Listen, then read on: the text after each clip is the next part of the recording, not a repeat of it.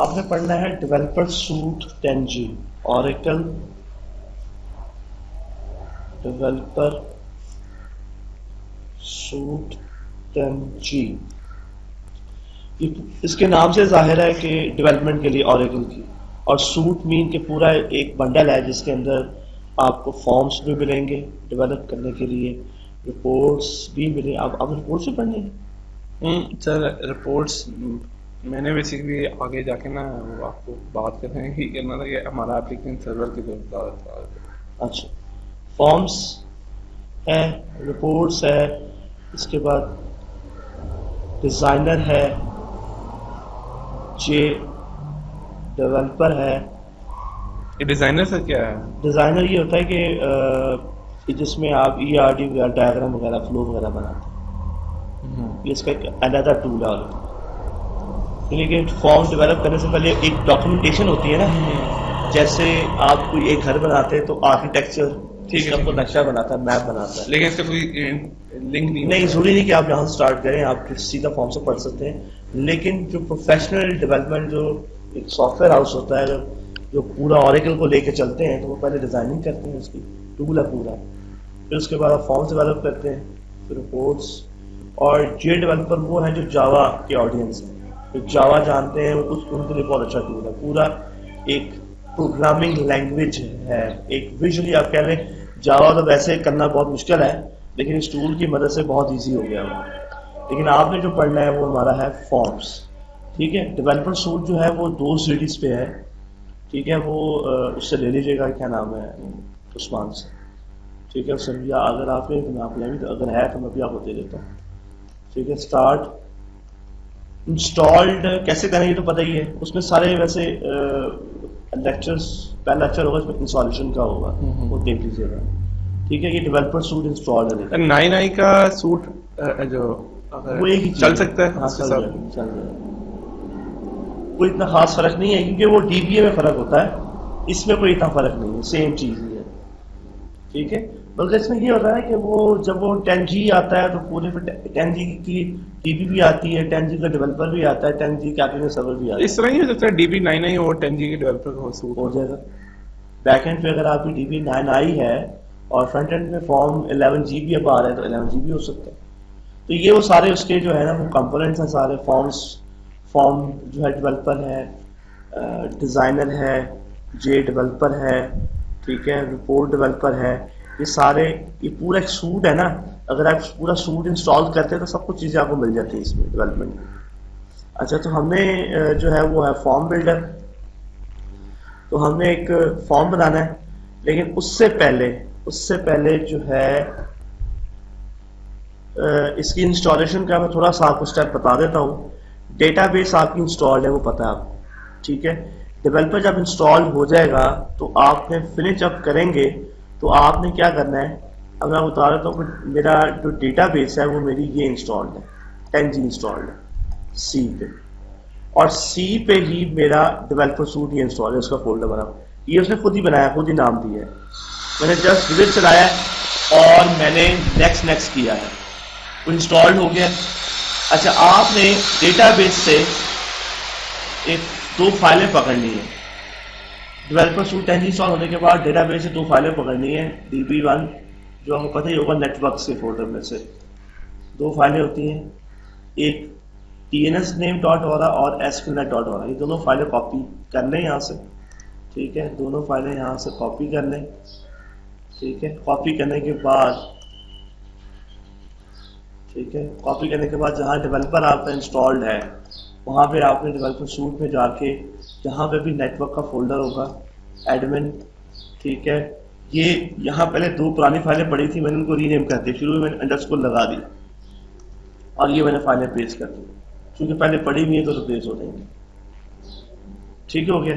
तो इस फाइल में बेसिकली हुआ क्या है कि आपको पता है कि जब जिस नाम से आपने डेटाबेस इंस्टॉल की होती 10G, सपोज मैंने ORCL नाम दिया था, तो सर्विस का नेम भी क्या है, ORCL है। यानी कि ये दो फाइलें ही आपने कहाँ से पकड़ी, डेटाबेस के एडमिन से, और कहाँ की है, डेवलपर के एडमिन में की। तो इसकी जरूरत क्यों पड़ी हमें? जरूरत इसलिए पड़ी है कि फॉर्म को डेटाबेस के साथ कनेक्ट नहीं कराना। डेटाबेस तो आपकी DB10G है और जो फॉर्म्स है वो फ्रंट एंड है। तो यहाँ पे जब मैंने फॉर्म डेवलपर शुरू किया है तो यहाँ पे फाइल में जाके आप क्या करेंगे, कनेक्ट, ठीक है। या आप यहाँ पे डेटाबेस ऑब्जेक्ट्स पे कोई सिंबल नहीं है, डबल क्लिक करेंगे तब भी वो लॉगिन विंडो आ जाएगी जो शुरू एसक्यूएल में नहीं आती। यहाँ पे आप क्या देंगे, Scott user name, password tiger और डेटाबेस का नाम जो सर्विस का नेम ORCN। लेकिन इससे पहले ये आपको यहाँ पे एरर आएगा, इसलिए क्योंकि मैंने 2 सर्विसेज चाहिए होती डेटाबेस की लाजमी फॉर्म को चलाने के लिए। एक सर्विस क्या है, लिसनर की, जिसने जो हम सर्विस देते हैं उसको जिसने लिसन करना होता है, ठीक है, और डेटाबेस की सर्विस।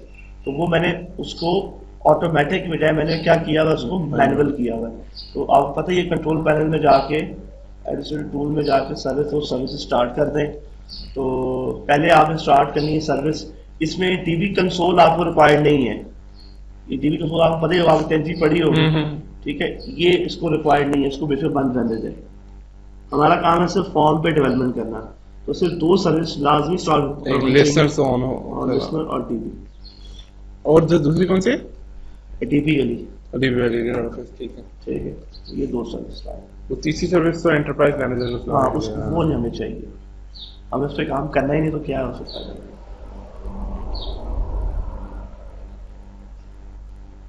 तो यहाँ से सर्विस डिलीट किस तरह होती है, सर्विस और उसको रजिस्ट्री में जाके एक कमांड भी होती है ऑर्डन की। चलो मैं बाद में से बता रहा हूँ, क्योंकि वो आपको पता है वो 2 इंस्टेंस मैन्युअली मैंने जाके इधर से उसको किया हुआ है, इधर से उसको शट डाउन किया हुआ कि सर्विस स्टार्ट ना करे, लेकिन इधर से इसको रिमूव का किस तरह होगा वो बता रहा हूँ।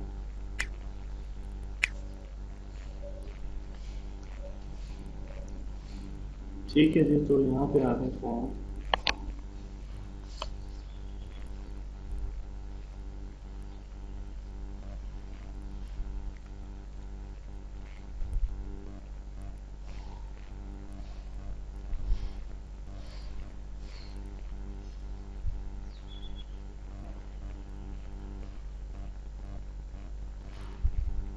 कनेक्ट हो गया। यहाँ पे देखें उसका सारे उस DB के यूज़र आ गए। स्कॉट, यहाँ से आप स्कॉट पे यूज़र एक्सप्लोर कर सकते हैं, देख सकते हैं कितने उसके प्रोग्राम यूनिट्स हैं, लाइब्रेरी है, कितने टेबल्स हैं, कितने व्यूज़ हैं, उनको आप यहाँ से व्यू कर सकते हैं। अगर आपने कोई PL/SQL लेवल पे स्टोर प्रोसीजर बनाए वो भी यहाँ पे आ जाएंगे, ठीक है। तो यहाँ पे पूरा आप स्कीमा जो है स्कॉट का एक्सप्लोर कर सकते हैं, ठीक है। तो ये जब आपको यहाँ प्लस साइन मिल जाए तो उसका मतलब है कि आपका डेटाबेस के साथ एक कनेक्टिविटी है। और फाइल में जाएंगे तो यहाँ पे देखें कनेक्ट आपका हुआ होगा, स्कॉट से हुआ होगा इससे, ठीक है। अच्छा, फॉर्म हमने बनाना है। फॉर्म बनाने के लिए हमें क्या चाहिए, मॉड्यूल। बाय डिफॉल्ट जब हम फॉर्म चलाते हैं ना तो ये मॉड्यूल ऑटोमेटिक क्रिएट होता है। मैंने यहाँ पे इसको नया बना रहा हूँ मॉड्यूल। इस मॉड्यूल की खासियत ये है कि पहले था 1 था, अब क्या 2 है। रिमूव करता हूँ, दोबारा करता हूँ तो क्या हो जाएगा 3, ठीक है।